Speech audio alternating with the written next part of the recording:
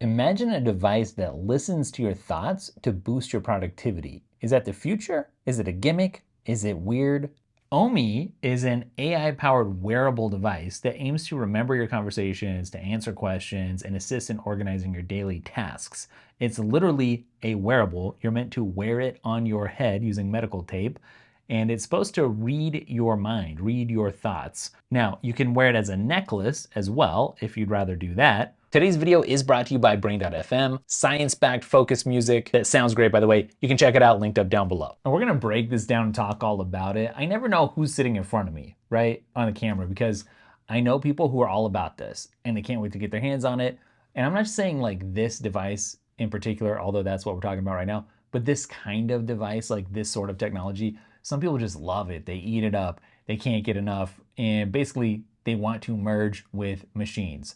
It's called transhumanism, and they can't wait to have AI like embedded in their brain using something like Neuralink, or to just use something like this, where it's kind of like this symbiotic relationship. But then on the other hand, I know plenty of people who are like, this is creepy, it's weird. Not only is it weird for the person wearing it, but it would be weird to me if somebody around me was wearing it.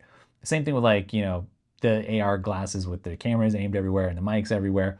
It just feels like an invasion of privacy, especially if it can like understand what people are thinking and stuff. It freaks people out. Now, there's a reason why this company is making this wearable and why it attaches to your temple like this using medical tape, if that's what you want to do. I mean, for them, this is much less invasive for you as the person who wants to use it than getting something like a Neuralink implant inside your actual head. And I would add too, there's tons of people who are like, look, this seems like vaporware. It doesn't seem like a real thing. It seems half-baked.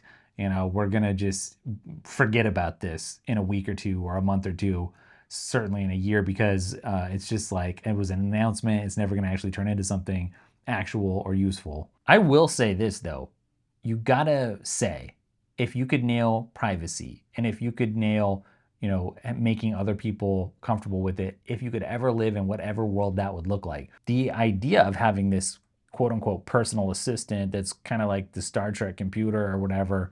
I haven't watched Star Trek in years, but still, I remember that. People would talk to it, new stuff. It would be interesting. It would certainly be useful, especially if it was somehow private.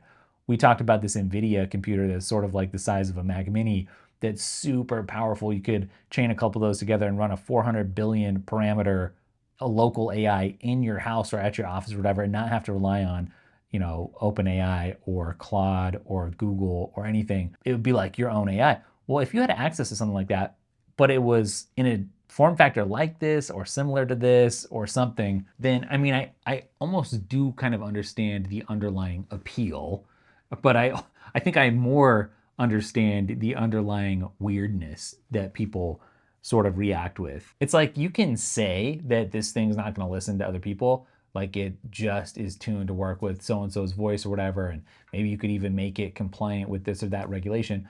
But it's kind of like that meme where, someone's like talking to their Google smart speaker and it says something like, I can't respond because you need to enable the microphone. Well, obviously it was listening anyways. Like, you can turn off these microphones, but it doesn't mean that the access actually disappears. So really, the thing that I keep touching on when it comes to AI stuff in the future is like trust.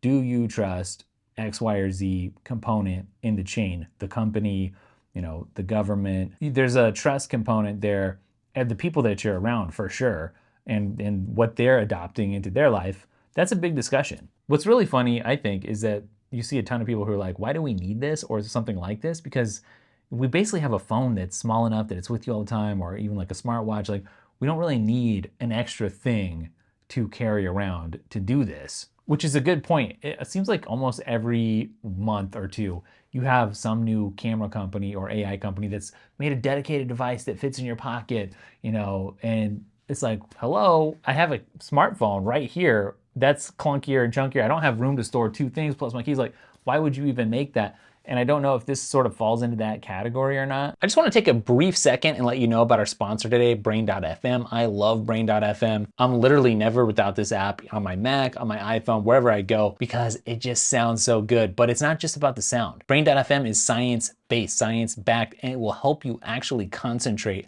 better. So it actually works as fast as just 5 minutes.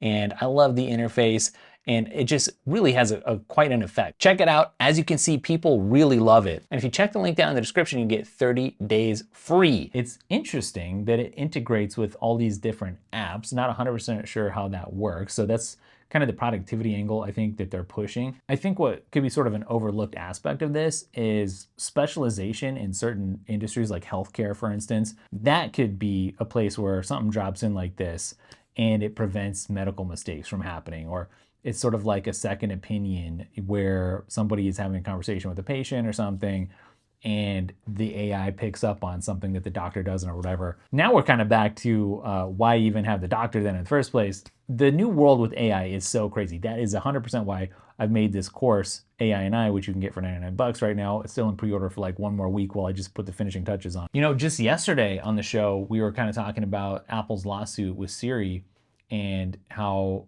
that sort of dinged a lot of people's trust in Apple, who had always made privacy, in the last decade at least, a super fundamental, foundational part of their brand.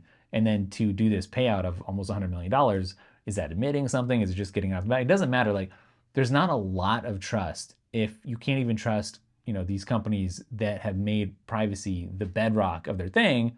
If there's even any doubt there, you have to have 110% trust in something like this to actually want to use it, for it to do well in the market, I feel like. Unless that's not true, because how much is our privacy invaded right now? So many people just use free products like Gmail for how long?